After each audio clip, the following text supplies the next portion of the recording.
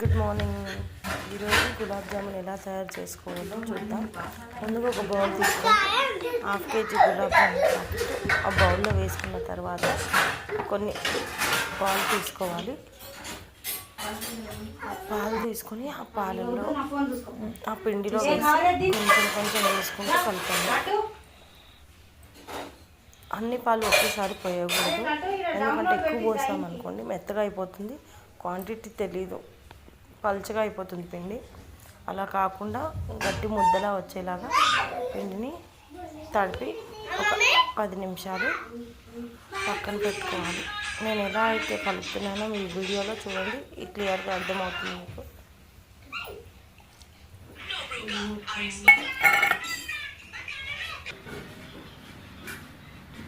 కొంచెం నెయ్యి పెట్టుకున్న తర్వాత కొంచెం నెయ్యి తీసుకొని పెట్టుకోవాలి. దాని తర్వాత చిన్న చిన్న ఉండలుగా కట్టుకొని పక్కన పెట్టుకోవాలి.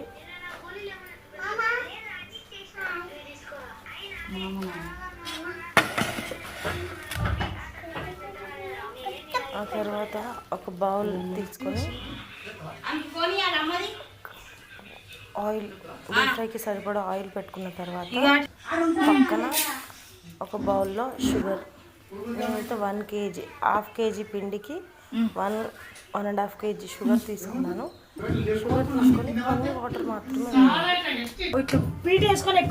వాటర్ నీళ్ళు అయిపోతుంది, కొన్ని వాటర్ వేసి పెట్టాలి. అప్పుడు షుగర్ సిరప్ అవుతుంది. ఇప్పుడు మనం రెడీగా చేసుకున్న బాల్స్ని ఆయిల్లో వేసి చిన్న మంట మీద సన్నని సెగ మీద వేయించాలి. ఎప్పుడైనా సరే 5 మినిట్స్ సన్న సెగ మీద 5 మినిట్స్ అట్లా వేయించిన తర్వాత తీసుకోవాలి. లోపల మంచిగా ఉడికిపోతుంది అన్నమాట. అలా సన్న సెగ మీద వేయించిన తర్వాత ఈ కలర్ వచ్చిన తర్వాత తీసి ఒక బౌల్లో వేసేసుకోవాలి.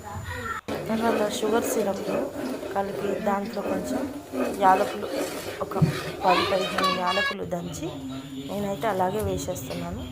వేసి కలిపి ఒక 5 మినిట్స్ ఉంచి ఇట్లా కొంచెం స్టిక్కీగా ఉండాలన్నమాట. షుగర్ సిరప్ స్టిక్కీగా ఉంటే అప్పుడు మనకు రెడీ అయిపోతుంది.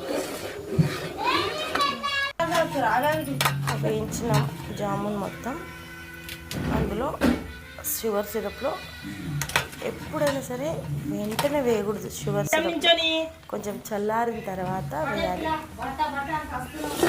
ఎంతో ఇష్టమైన గులాబ్ జామున్ రెడీ అయిపోతుంది. Thank you.